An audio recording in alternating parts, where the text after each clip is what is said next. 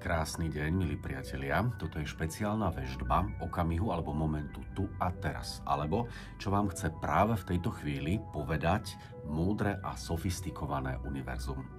Spontánne myslíte na jedno číslo od 1 do 12. A ak už máte, poďme si jednotlivé čísla rozobrať alebo rozanalizovať. Ak ste mysleli na číslo 1, tak vedzte, že univerzum si myslí, že vo vašom živote vládne neporiadok alebo chaos. Ten neporiadok môže byť buď vnútri vás, alebo vo vonkajšom prostredí. Nebeská ríša teraz chce, aby ste siahli po vyupratovaní života alebo daného segmentu života. Ak ste si zvolili číselko 2, tak univerzum alebo duchovná ríša vám odkazuje, aby ste sa v tomto období alebo v nadchádzajúcej etape väčšmi venovali veciam medzi nebom a zemou. Práve prostredníctvom nich prídete na kľúčové odpovede. To znamená, že získate na vaše otázky a otázniky vzácne odpovede.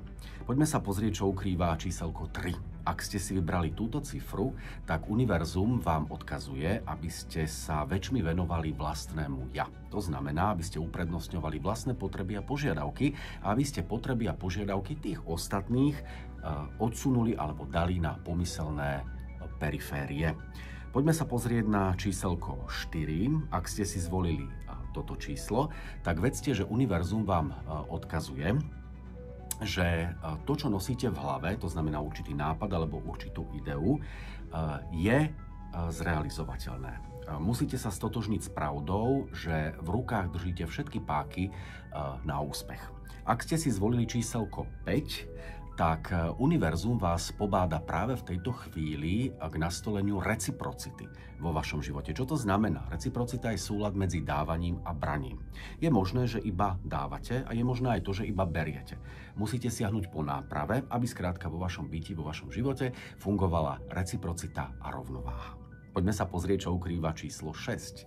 Ak ste si zvolili túto cifru, tak univerzum vás pobáda k tomu, aby ste v nadchádzajúcom období viac pozornosti investovali do vzťahových tém. To znamená, treba upratať vzťahy, posilniť tie zväzky, ktoré sú pekné a perspektívne, alebo sa prípadne treba odstrihnúť od takých ľudí, s ktorými už nie ste kompatibilní či kompatibilná. Buďte spoločenský jedinec a obklopujte sa veselými jedincami. Ak ste si zvolili číslo 7, tak univerzum chce, aby ste nestáli na mieste, ale aby ste vykročili vpred. To znamená, nebojte sa nových víziev, nových možností, nových alternatív, pretože sú zrealizovateľné. Poďme sa pozrieť na 8. Ak ste si zvolili číslo 8, tak univerzum má pre vás dôležitý odkaz. A ten odkaz spočíva v tom, aby ste si uvedomili, že ste silným, neoblomným jedincom, ktorý práve teraz dokáže viac menej všetko, čo si zaumieni. Poďme sa pozrieť na 9. Ak ste si zvolili číslo 9, tak univerzum pojednáva alebo hovorí o tom, že ste v predošlom období prežili alebo práve teraz prežívate alebo v nadchádzajúcej etape prežijete zvláštne, čudné a možno aj na oko negatívne udalosti, ale nesmiete ich vnímať ako pohromy. Práve naopak, treba ich vnímať ako vzácne lekcie, ktoré vás okrešú a teda posilnia. Ak ste si zvolili číselko 10, tak univerzum má pre vás toto posolstvo.